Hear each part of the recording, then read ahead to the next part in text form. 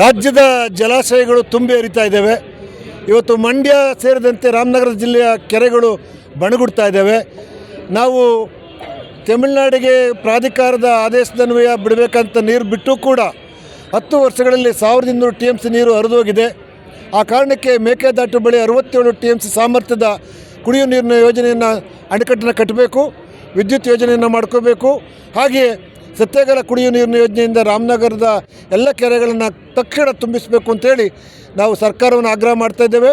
ಮತ್ತು ಕೇಂದ್ರ ಸರ್ಕಾರದ ಎಲ್ಲ MP ಗಳು ಈ ಬಗ್ಗೆ ಕೇಂದ್ರದಲ್ಲಿ ಒತ್ತಾಯ ಮಾಡಿ ಒಂದು ಅನುಮತಿ ಕೊಡಿಸಬೇಕು ಅನ್ನುವಂಥದ್ದು ಕೂಡ ಆಗ್ರಹ.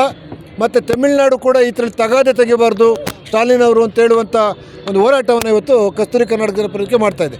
ಸರ್, ಇದಕ್ಕೂ ಮುಂಚೆ ಸರ್ಕಾರ ಬರೆದಿದ್ದಕ್ಕೂ ಮುಂಚೆ ಮೇಕೆದಾಟು ಪಾದಯಾತ್ರೆಯನ್ನೇ ಮಾಡಿದ್ರು ಗೌರ್ಮೆಂಟ್. ಏನು ಹೇಳ್ತೀರಿ ಸರ್? ನಮ್ಮ ನೀರು ನಮ್ಮ ಹಕ್ಕು ಅಂತೇಳಿ ಓಟಿನ ಬುಟ್ಟಿಗೋಸ್ಕರ ಮಾಡಿದ್ದದು.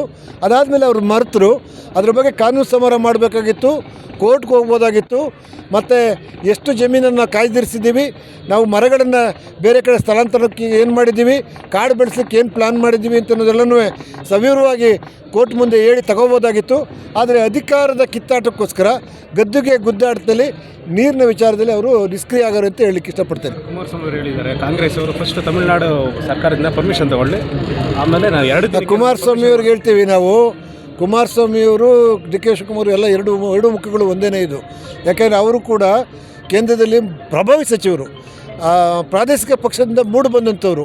ಅವ್ರ ತಂದೆ ಮೇಕೆದಾಟು ಬಗ್ಗೆ ಸಾಕಷ್ಟು ದನಿ ಎತ್ತಿದ್ದಾರೆ, ಅವ್ರ ಬಗ್ಗೆ ಗೌರವ ಇದೆ. ಆದರೆ ಕುಮಾರಸ್ವಾಮಿಯವರು ಕಾಂಗ್ರೆಸ್ ಮೇಲೆ ತೋರಿಸೋದು, ನೀವು ಹೋಗಿ ಅಲ್ಲಿ ಪರ್ಮಿಷನ್ ಒತ್ಕೊಬನ್ನಿ ಅಂತ ಅನ್ನೋದು, ಇವೆಲ್ಲ ಅವ್ರಿಗೆ ಘನತೆಗೆ ತಕ್ಕದ್ದಲ್ಲ ಅಂಥೇಳಿ ನನ್ನ ಅನಿಸಿಕೆ.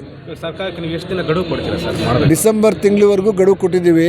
ಅಷ್ಟರೊಳಗೆ ಆಗಲಿಲ್ಲ ಅಂದರೆ ನಿರಂತರವಾಗಿ ಅನಿರ್ದಿಷ್ಟ ಕಾಲ ಇಲ್ಲಿ ಉಪವಾಸ ಸತ್ಯಾಗ್ರಹ ಮಾಡಬೇಕು ಅಂತ ನಾವು ಯೋಚನೆ ಮಾಡಿದ್ದೀವಿ.